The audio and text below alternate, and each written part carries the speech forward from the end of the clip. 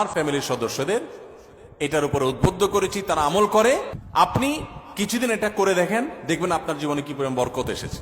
আমার বয়স 21 বছর, সকাল থেকে রাত পর্যন্ত সময়টা কিভাবে প্রোডাক্টিভ ভাবে কাটাবো, আমার টাইম ম্যানেজমেন্ট কেমন হবে, খুব দরকারি একটা প্রশ্ন করেছে।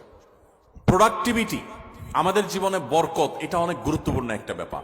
ইসলামের ইতিহাসে স্বর্ণযুগের অনেক সোনালী মানবরা আছেন, তাদের মাত্র 30, 35, 40 বছরের জীবনে হাজার হাজার পৃষ্ঠার বই রচনা করেছেন, গবেষণামূলক বই। আজকালকার মতো কপি পেস্ট মার্কা বই না যে গুগল থেকে নকল করে কপি পেস্ট করে বই লিখে ফেলছে, জি না।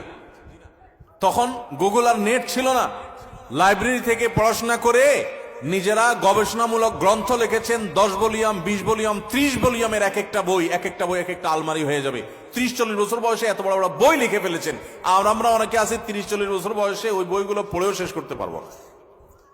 তাদের জীবনে অনেক বরকত ছিল, অল্প সময় অনেক কাজ করতে পারতেন। আমাদের জীবনে বরকত নাই, একেবারে বরকত নাই। দেখতে দেখতে জীবন পার হয়ে যায়, দিন পার হয়ে যায়, কিছু করা হয় না। তো জীবনে বরকত কিভাবে আসবে, প্রোডাক্টিভিটি কিভাবে বাড়াবেন, যে অল্প সময় অনেক কিছু করতে পারেন, কিভাবে করবেন, আমি কয়েকটি পরামর্শ দিতে চাই এবং আমার ব্যক্তিগত অভিজ্ঞতা আছে।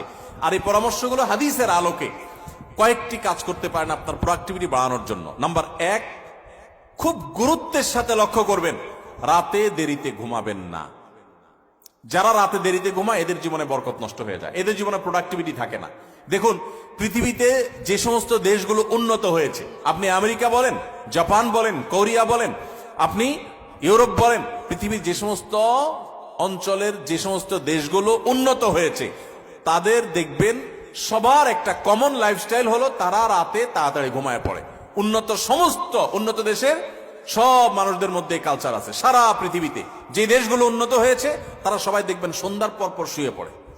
আর আমাদের বাঙালির রাত শুরুই হলো 10টার পর।